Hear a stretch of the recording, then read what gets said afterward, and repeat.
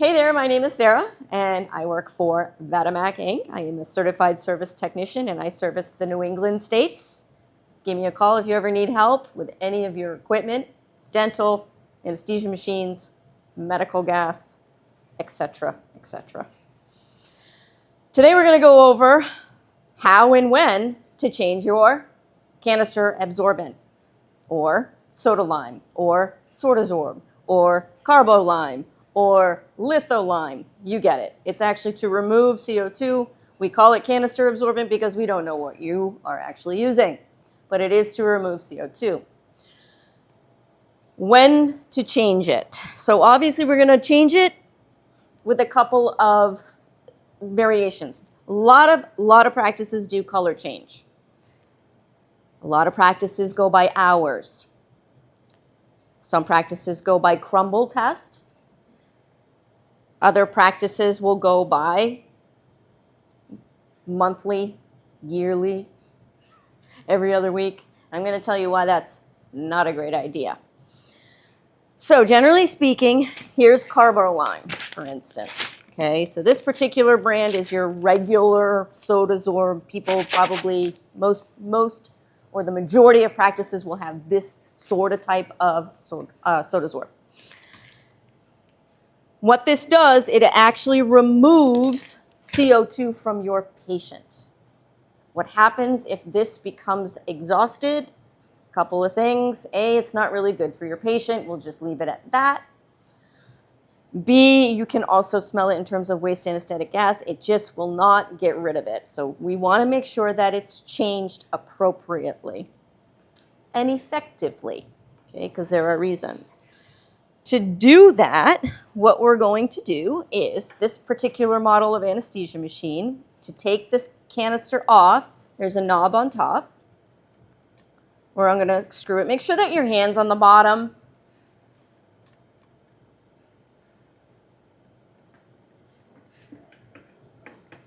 I'm going to show you a little trick too. Hold that knob, just so you don't lose the knob, because I do that all the time.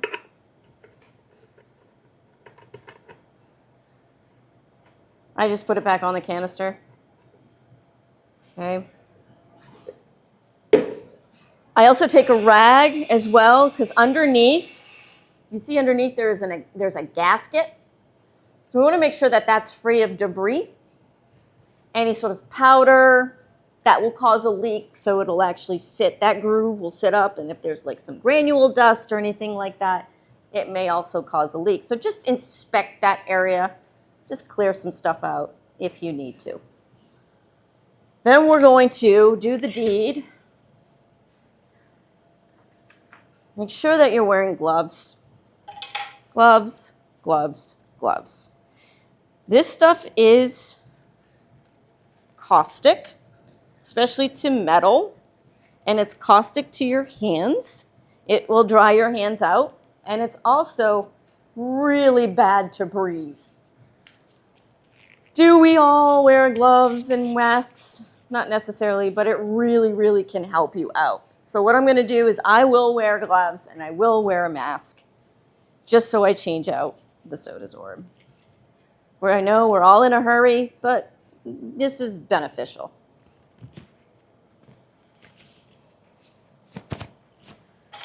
Take my scissors. Hopefully you actually have regular scissors instead of really expensive bandage scissors. So try and use regular scissors.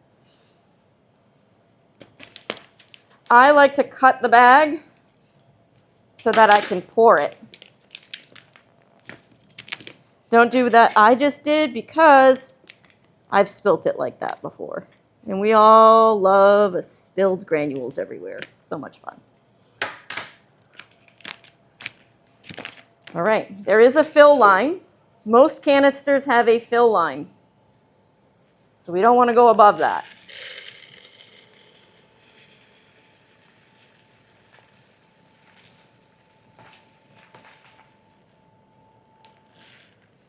I'll stop for a second, shake it up, tap it. It's also a good idea to do this on the floor if you're nimble and flexible, because sometimes, you know, we're human, we make mistakes. having it on the floor, if it tips over, you're not going to break the canister.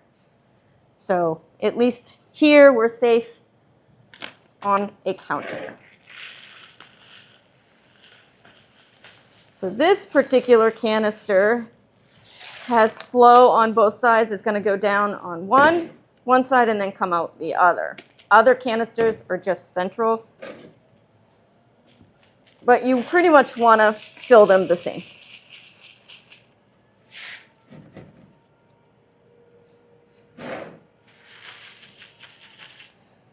Some canisters will take a full bag.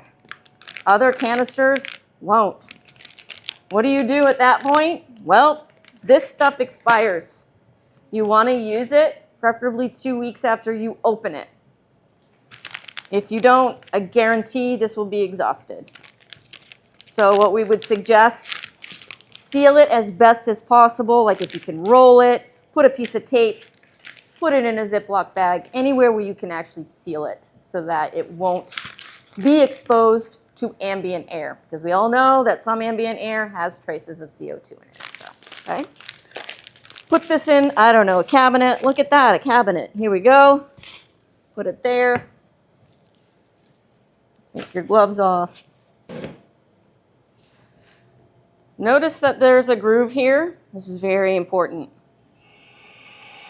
All canisters will have some sort of groove or some spot on the canister that sits right into that breathing head very nicely.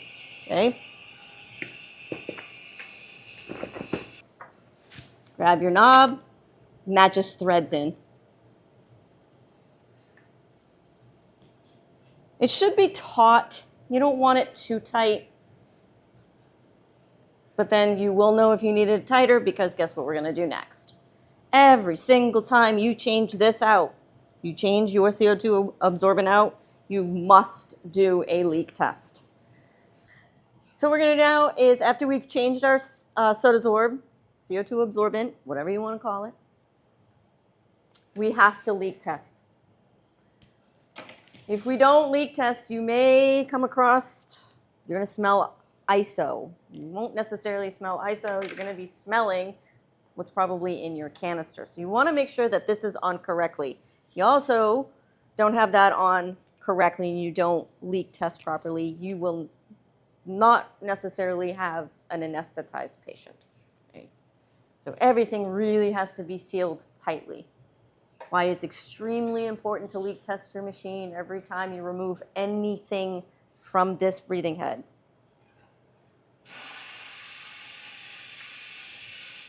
Just like before, we're going to put our circuit, inspiratory and expiratory port, whatever bag you're going to be using. Please note that this really isn't set up for a specific patient simply because this is a ½ liter and this is an adult circuit.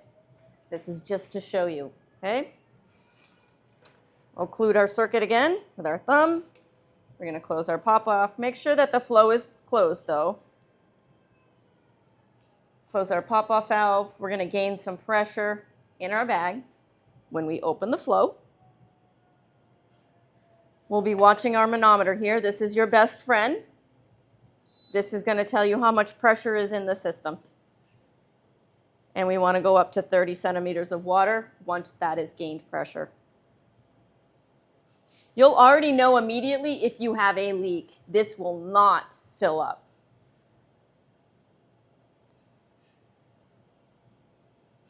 $30, $30, $30, $30, and we're going to close our flow. It should hold at 30. If in fact it starts dropping, you do have a tolerance. On your flow meter, as you can see, this is 0 down here, and then you have like 0.1, 0.2, 0.3, so on and so on, or 100 milliliters, 200 milliliters. If it holds at 0.2, and below, you're good to go. Okay, so say for instance I had to, say if we need to go to 40 or something like that, okay, it should hold between 0.2 and down to 0. That's only if it starts to drop. Then we're going to close. Open our pop-off valve first, please.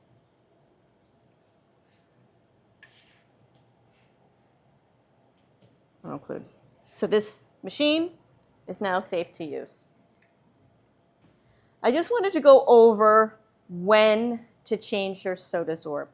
There really isn't a uniform way to change it. Certain CO2 absorbents will go from purple and stay purple. That's a good one. Other ones will go from white, they will change to purple, and then they will change back to white. That's another area of when to change out your CO2 absorbent. Another area is to figure out if it's still working. You can put your hand up against the canister, and if it's warm, it means that it's still removing that CO2. So that's great, you don't need to. If you utilize capnography, this is a wonderful way to figure out if it's actually working or if your patient is rebreathing that CO2.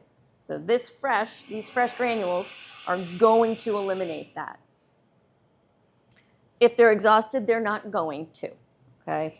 Using capnography, so end tidal, your waveform will not go down to baseline.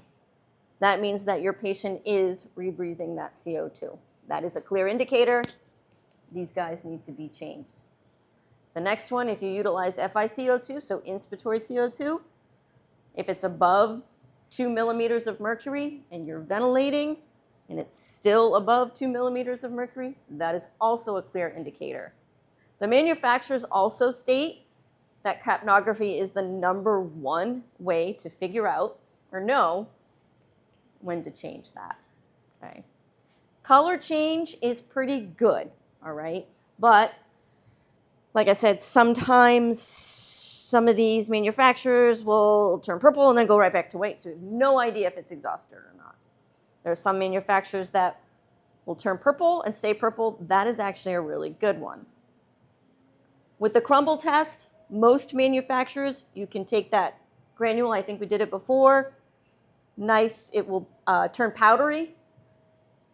Then if it's exhausted, it'll be hard as a rock. That means you have to toss it.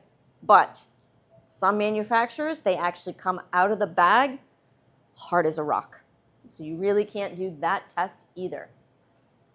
One other thing, hours. A lot of practices go by hours.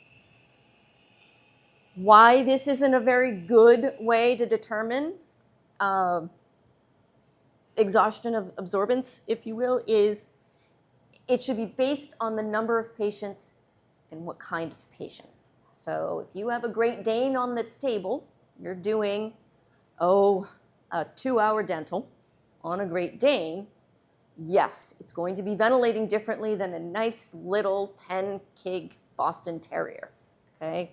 So you want to make sure that the size of the patient, the type of patient as well, so deep-chested, keel, whether they're on the back, whether this, so everything or every aspect of anesthesia plays some part in the exhaustion of this Sodasorb.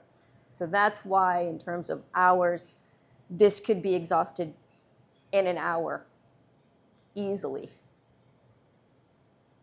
And that's it. Thank you.